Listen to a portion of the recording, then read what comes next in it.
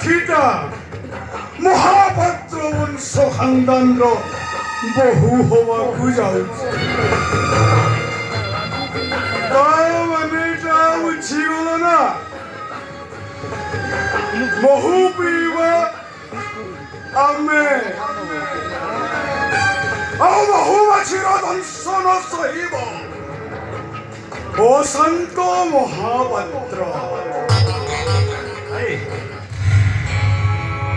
ପବିତ୍ର, ତୁ ଏଇ ସମୟରେ କୁଆଡ଼େ ବାହାରିଲୁ? ଡ୍ୟୁଟି? ପବିତ୍ର, ତୁ IPS ପାଇଁ ଆମ ଇଲାକାରେ ରିକ୍ରୁଟ୍ ହବୁ ଏ କଥା ମୁଁ କେବେ ଚିନ୍ତା କରିନଥିଲି।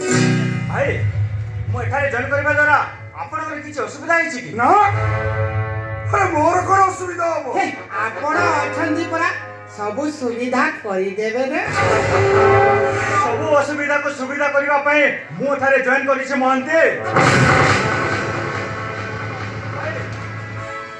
ଆପଣଙ୍କ ବିରୁଦ୍ଧରେ ଥାନାରେ ଗୋଟେ ଏଲିଗେସନ୍ ଆସିଛି। ଆପଣ କୁଆଡ଼େ ଚୋରା କାରବାର କରୁଛନ୍ତି। ତାଛଡ଼ା ଆପଣ ବାହାରକୁ ଝିଅ ସପ୍ଲାଏ କରୁଛନ୍ତି। ଏ କଥା କ'ଣ ସତ୍ୟ? ଏସବୁ ମିଛ। କାଲି ପଟ୍ଟନାୟକକୁ ବ୍ଲେମ୍ କରିବା ପାଇଁ ଏଇଟା ହେଉଛି ସେମାନଙ୍କର ଗୋଟିଏ ପ୍ଲାନ୍। ଠିକ୍ ଅଛି, ଯଦି କଥାଟା ମିଛ ହୋଇଥାଏ ତାହେଲେ ଆପଣଙ୍କ ବିରୁଦ୍ଧରେ ମିଛ ଏଲିଗେସନ୍ ଦେଇ ଆପଣଙ୍କୁ ବସେଇବା ପାଇଁ ଚେଷ୍ଟା କରିଥିବା ସେଇ ବ୍ୟକ୍ତିମାନଙ୍କୁ ମୁଁ ଠିକ୍ ରାସ୍ତାରେ ଘୋଷାଡ଼ି ମାରିବି ଏବଂ ସେମାନଙ୍କୁ ଉପଯୁକ୍ତ ଶିକ୍ଷା ଦେବି। ସାର୍, ସେଇଆ କରନ୍ତୁ। ହେଲେ ସାର୍, ଆପଣ ସାନ ଭାଇ ହେଇ ଆଉ ଯଦି କଥାଟା ସତ ହୋଇଥାଏ ତାହେଲେ ଆପଣଙ୍କ ଆଇନର କର୍ତ୍ତବ୍ୟ କରିବାକୁ ଯାଇ ଆପଣଙ୍କ ହାତରେ ହାତ କରି ପିନ୍ଧେଇବା ପାଇଁ ମୁଁ କ୍ଷମା ପଚାରିବି।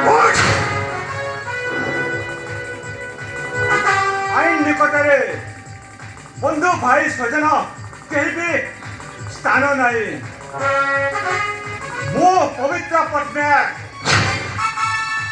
ହୁଏତ କାଲି ପଟ୍ଟନାୟକର ସାନ ଭାଇ, କିନ୍ତୁ IPS ପବିତ୍ର ପଟ୍ଟନାୟକ ଆଇନର ଦାସ, କର୍ତ୍ତବ୍ୟର ପୂଜାରୀ।